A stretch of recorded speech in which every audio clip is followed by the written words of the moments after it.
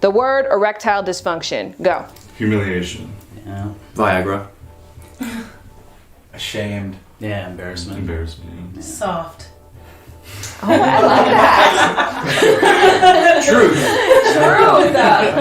Hello there, lovers and friends. Today, I want to talk about something that 1 in 4 men will experience before the age of 30. Erectile dysfunction, aka ED, does not get discussed as much as it should, which is why today's video is all about covering it from a variety of different angles and perspectives. But in support of your time, if you came in search of a specific bit of information, check out these time codes. All right, so this is a cross-section view of the penis. You might have an experience while you're having sex with someone where you get embarrassed. You get made fun of and teased about and joked around with. I felt like I was doing something or I wasn't doing enough.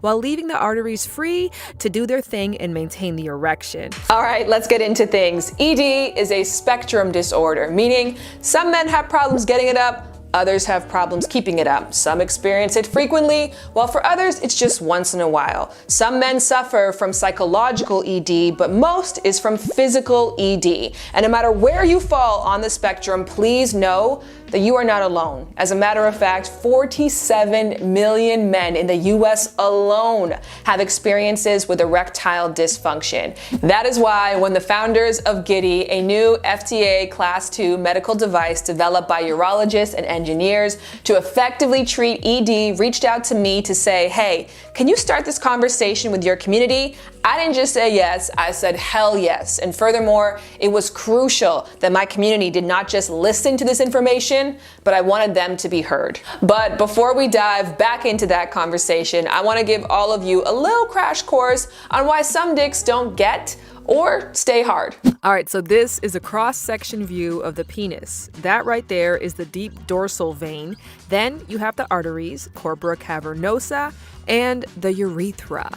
Okay, so this is what the penis looks like when it's erect. The arteries dilate, pushing blood all up in the penis, which makes the corpora cavernosa fill up. The deep dorsal vein then compresses, but it leaves the urethra open for ejaculation.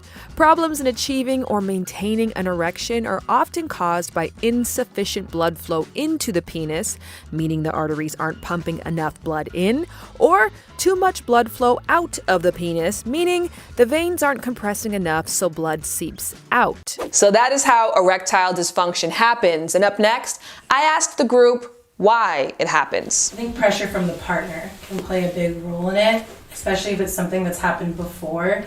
If your partner doesn't know really the proper way to respond and is kind of a dick about it, no pun intended, then it can kind of, I think, make it into a recurring problem. Yeah, there's physical things, whether it's, diabetes, I think Parkinson's was one of them. There might be a physiological block. If the prostate's enlarged, that can block blood flow. I think also it can be like a mental thing where you might have an experience while you're having sex with someone where you get embarrassed or you get humiliated in some way because you can't perform well. And then the next time you have an experience like that with another person, you have a hard time getting it up, which I think is like another branch of erectile dysfunction besides it being chronic or medical. So ED begots ED. Right. Yes. Yeah. It gets in the way of itself. If it happens and it's not for an actual medical reason, it's an emotional reason, a psychological reason. And then, if it happens again, then, you go into a new relationship with that in the back of your mind as a guy. And you're like, oh man, is it, I'm really into this girl, but am I going to be able to perform because I had that problem last time? Even if it was just one time, it's in the back of your mind.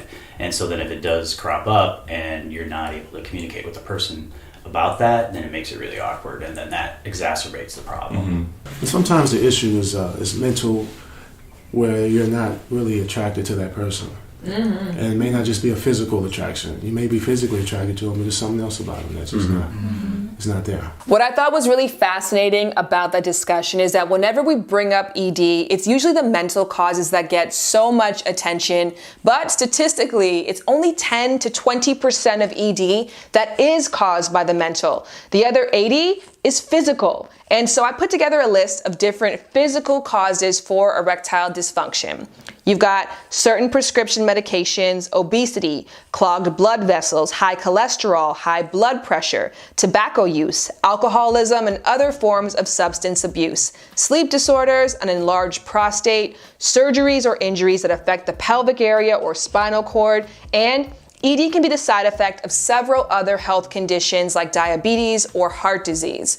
All right, so at this point, we have covered what is erectile dysfunction, why does it happen, and now I want to talk about how it makes those struggling with it feel. I think as a man, it's kind of like a test to your manhood. It's like every time I'm about to like go in the bedroom and perform, it's like, am I gonna pass or am I gonna fail? You know? Biologically, I'm made to perform, to have a penis, to get erect. And if you can't do that, it's like, it makes me feel more like diminished, makes me feel less of a man, and it's gives me performance anxiety, you know, things like that. So it really does matter. I think it does, at least to me personally. And also like being coming from a culture, I'm Mexican, so coming from that kind of culture, it's very machismo, or you know, macho, things like that. So it's even more. You have even more pressure on your shoulders to perform well and to do well. Otherwise, like everyone's gonna know, and like, you know, and it and people look at you differently just because you can't do a certain activity. So in my eyes and in my family and my friends, it does matter to me a lot. Does that flash in your mind? Everyone's going to know, like that literal sentence. Yeah, because like it's so, yeah, because like it's mentioned so much, and like I hear stories about like other men who are like in their 40s, like who have issues with that in my family, and they you know, they roast them like to the point where it's like, Jesus, like I don't want to be in their position, because like that many people are talking about it. I mean, I mention it in conversation, and it's either like, oh, it becomes like an understanding, like, oh yeah, and then we share experiences about what happened, or it can go the reverse, where you mentioned before, where it's like you get made fun of and teased about and joked around with, and then it like internally represses that and causes more of an issue down the road, I think. There's definitely more performance anxiety for me, just because, like I said before, the standards are held way higher, and you have to be more dominant. I think gay culture, like that's how it works. You know, tops, bottoms, blah blah blah. Whoever's the top is very dominant, and whoever's the bottom is very submissive, and you have to take control of the situation if you're a top. So there's even more pressure on men to perform even better, or to do what, you know, you're supposed to do. As men, we're fixers, we're doers, and we're like, I can conquer this. And when it's your own body that you're trying to conquer in the moment, it's like what you said, it's like you're really working at it. And like, you know, when it happened to me when I was younger, that was my immediate response. But now that I'm older, I know that it's like, okay, you know, take a step back, be about the intimacy. And I have the wisdom of what is masculinity. And it's my mind and my heart and my soul. It's, you know, it's less tied to that physical action. Now, on the flip side of the coin, 28 million women and 4 million men are currently in a relationship with someone who suffers from erectile dysfunction. And unfortunately, 75% of women blame themselves for it. So I thought it was crucial to ask people who have sex with men how ED has made them feel. When I first started dating my partner about like 2.5 years ago, that was an issue that came up. Like he was in school, so like there's a lot on his mind, and when it came time for us to do things and he wasn't like hard, or he like couldn't stay hard, it was like I felt like I was doing something or I wasn't doing enough, and I had to work to detach myself from that, to not bring so much guilt and so much stress towards him, because he checks his masculinity, but at the same time, it's like, you know, you do still feel hurt in an intimate situation.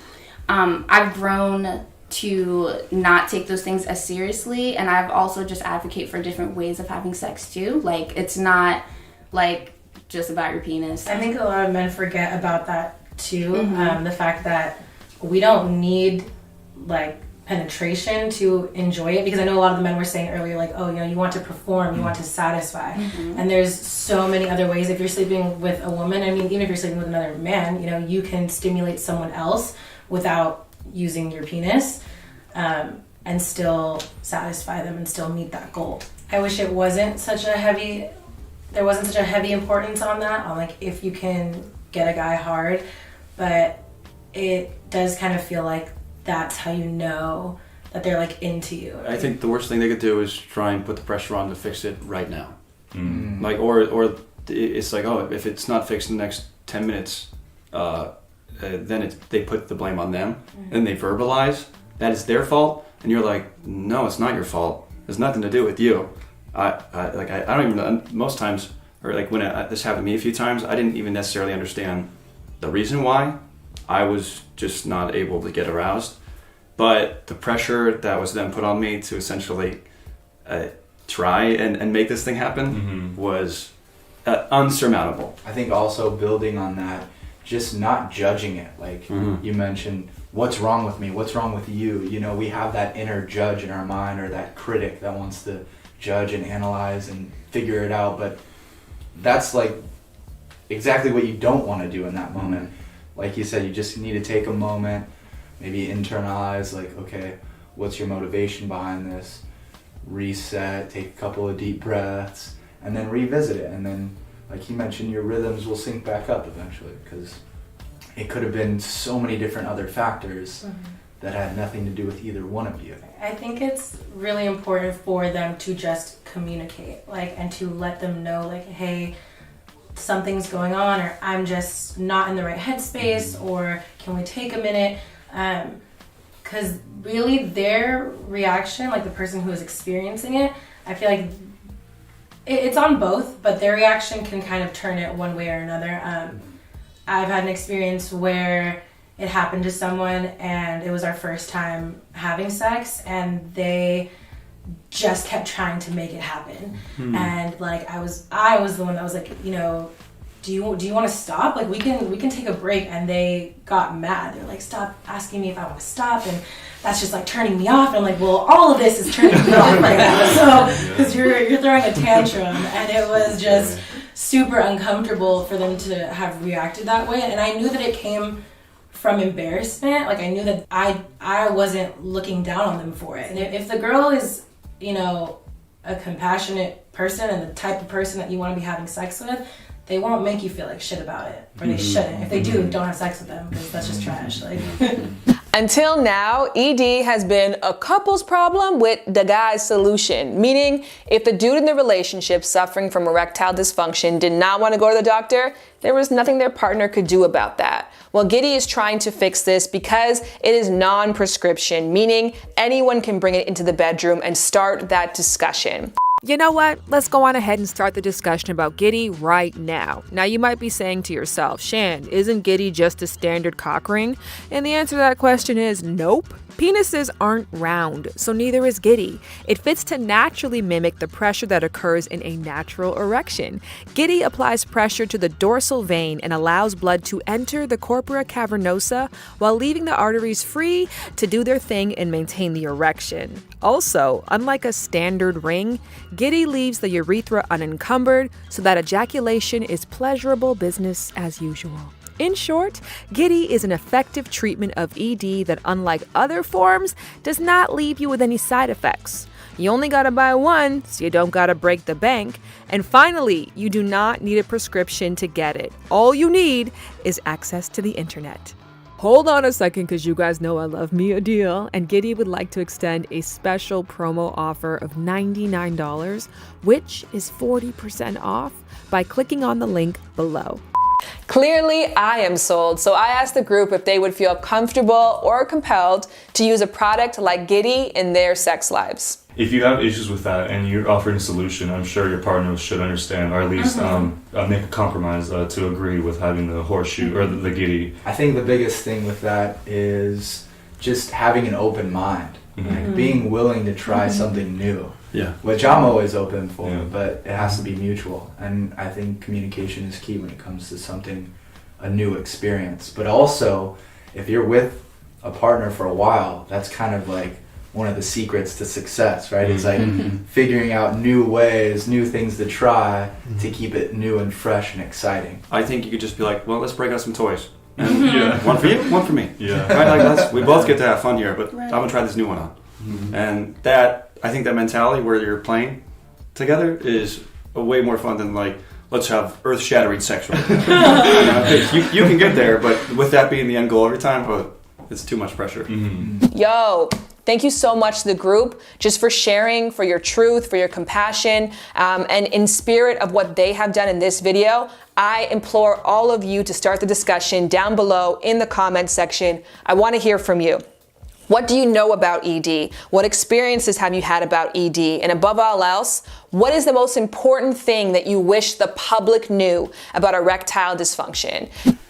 Erectile dysfunction is a normal part of life and should be discussed and respected like any other emotion that humans goes through. And whether you're going through it yourself or you know someone who is, it's important to be compassionate for that person and understand that that might not be happening to you, but it could happen to you. So having that compassion is important because you could be put in that situation. I would say for if you're experiencing erectile dysfunction, check with yourself before anything else. Because in this situation you're in, are you comfortable? Do you know your relationship with the other person and like how you interact? Just make sure that you try and check with yourself. Give yourself that opportunity to take your time. Don't rush it, and just live in that space. Erectile dysfunction is not anybody's fault, and it's nothing that you should feel bad about. Just take a deep breath, communicate with your partner, and figure out how you want to keep going from there. Whether you want to take a break, stop, it's all good. You'll be okay. Erectile dysfunction shouldn't be taken lightly or like brushed under the rug, because if you're having issues with that, you should definitely look into why and put yourself kind of in that third perspective of you and of yourself and your partner, and see and try to pinpoint what the issue is. Erectile dysfunction has nothing to do with you proving how much of a man you are. Erectile dysfunction, it happens to the best of us. So there's a lot of tools and pharmaceuticals to help you with that. It's not going to be a life sentence. You can get up out of it. You can get up out of it. I think that's a bomb way to end it. That's so good. Thank you.